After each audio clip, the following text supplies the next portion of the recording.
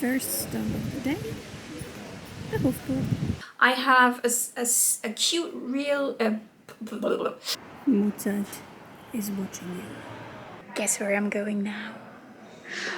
I'm going to see the horsies! Yay!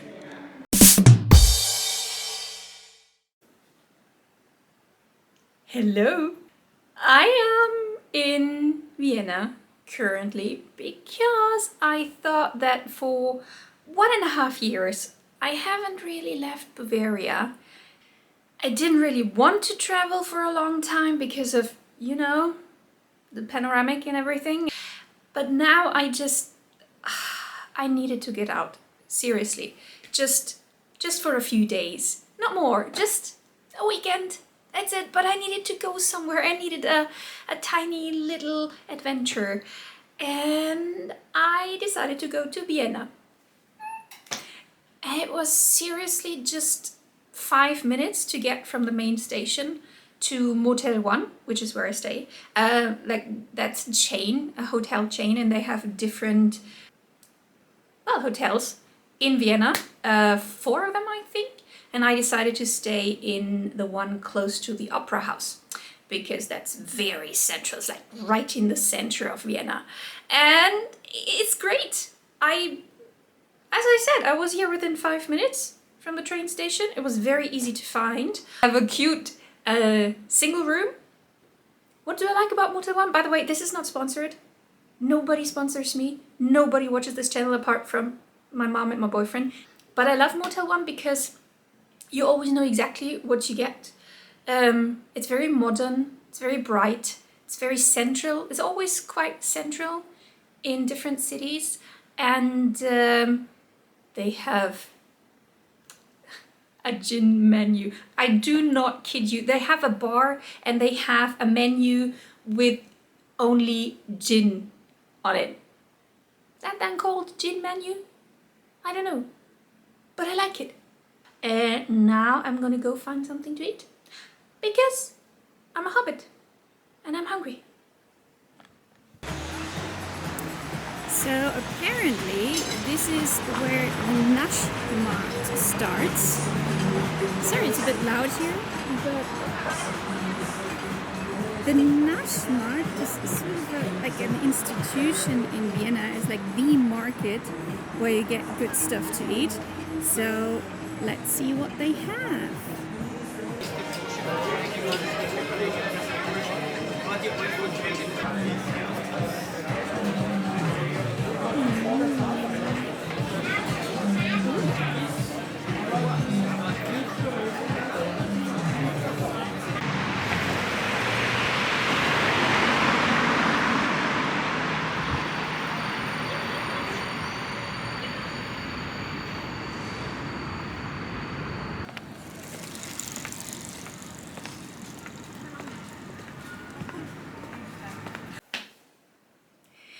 Good morning, everyone. Well, I'm not really a morning person, but today I got up at about 10 to 7.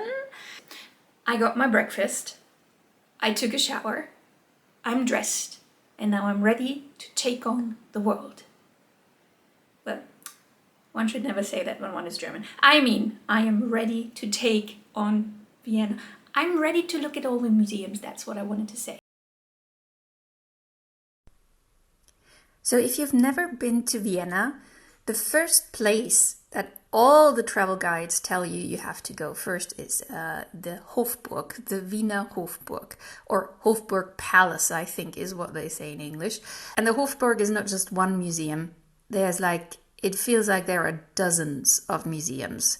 Basically Vienna, every 5 meters there is a new museum, and you really have to focus if you want to make the most of your weekend there. So I decided to go to 3 different museums. Just have to say, in one day, it might have been a little bit too much. But anyways, I decided to go to the Treasury. Now, I'm a tour guide in the city that I live, and we talk a lot about the Holy Roman Empire of the German nation. It's basically like the first German empire that there ever was. The Habsburg family, the family that ruled over Austria later, they were the imperial family of this Holy Roman Empire. So naturally, all the crown, the scepter, the everything that belonged to the empress, the regalia as they are called, are nowadays in Vienna. So I had to go and check them out for myself. Well, first I thought you're not allowed to take photos inside. It's definitely not allowed to film in there, but it's allowed to take photos. And I realized that too late, which is why I only took like a few really shabby ones. But what you can see clearly that I was right in front of the crown of the Holy Roman Empire. And I didn't only love the crown itself, I also loved especially this coat that they used during a coronation. Oh, such a beautiful thing. It was made in southern Italy, apparently, and I'll have to check, but I think it was made in the 12th century. And it's still there. Like, how amazing is that? But well, after the Treasury, I think I spent like at least two hours in the Treasury, and they have so many, oh, so beautiful things there.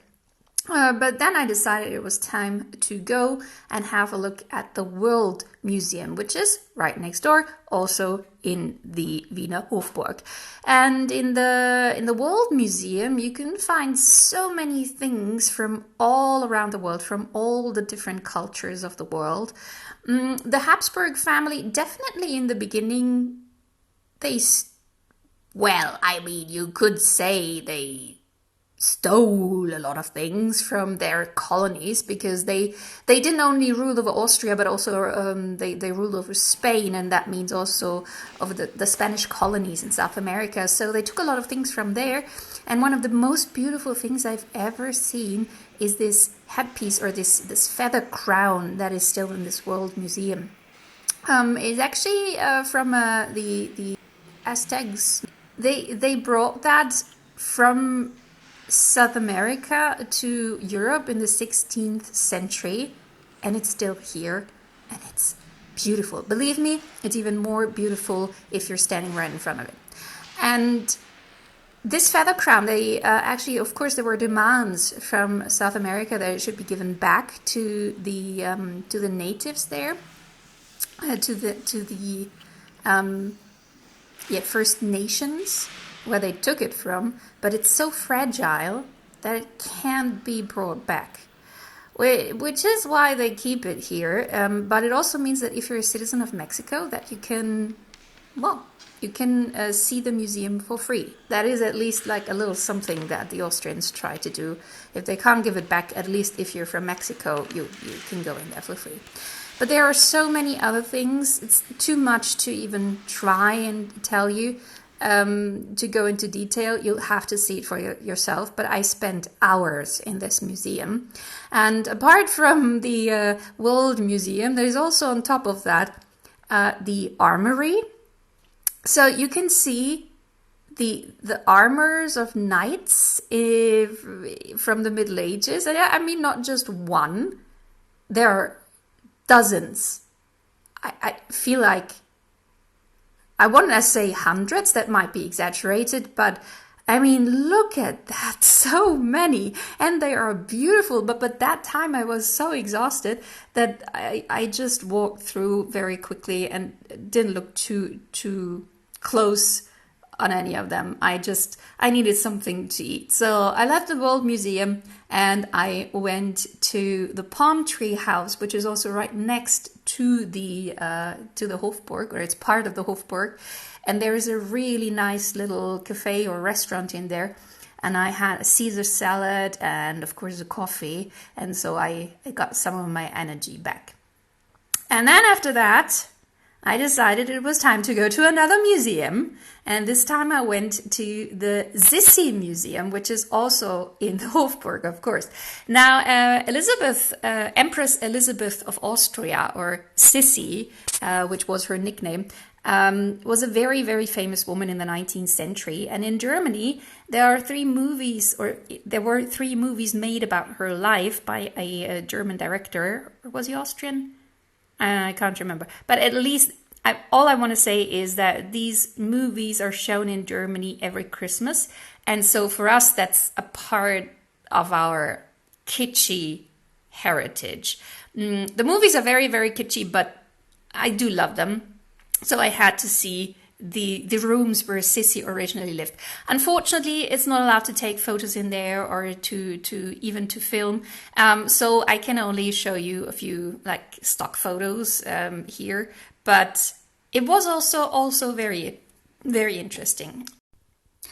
So after all of that, I was so exhausted that I thought I'd just go home and sleep.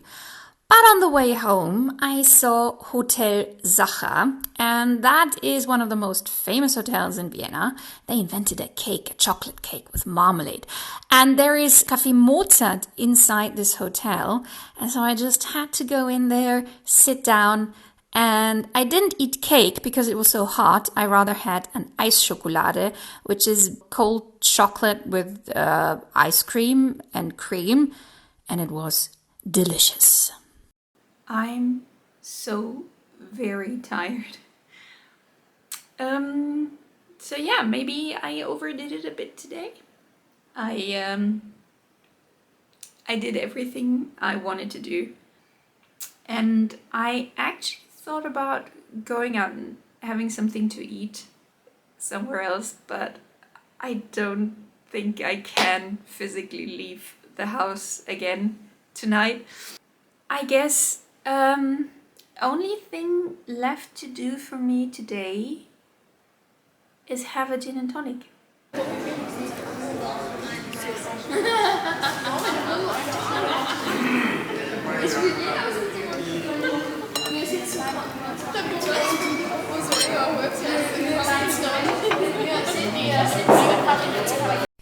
So the next morning, after having breakfast in my beautiful hotel, I did something I always wanted to do. I saw the Lipizzaner horses.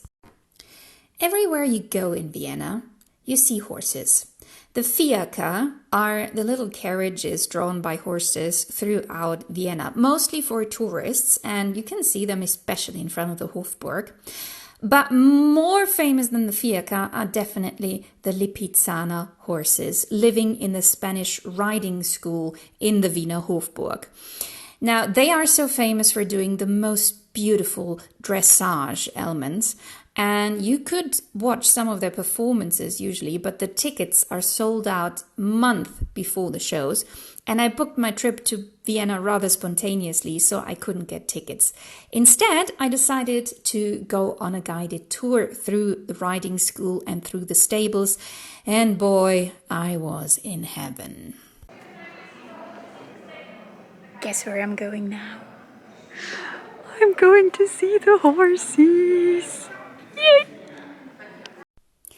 In case you hadn't noticed, I love horses, but I had to wait a little bit until we saw them because first we saw the indoor riding hall of the Spanish riding school, which was built in 1735, and then we also saw the saddles, all the equipment that they used during the shows, and then finally we saw the horses themselves.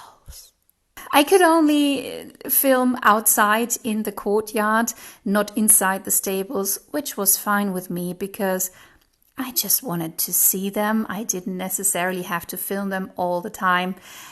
And they are beautiful. I mean, look at them. Beautiful.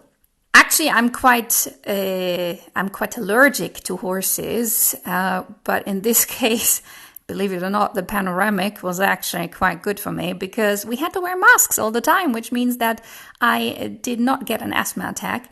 And of course, we weren't allowed to pet the horses, so I also didn't get a rash that I would usually get if I petted a horse. After seeing the horses, I didn't really have much time left in Vienna, so all I did was go for a quick walk through the old town to St. Stephen's Cathedral, and I have to admit, it really is beautiful. But then my time was up, so I needed to go. And what is my final opinion of Vienna? What is the essence of this weekend that I spent there?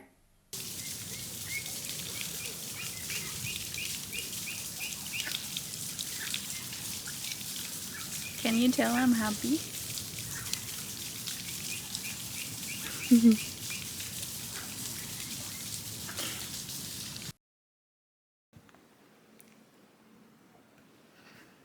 Not bad for the first time, eh?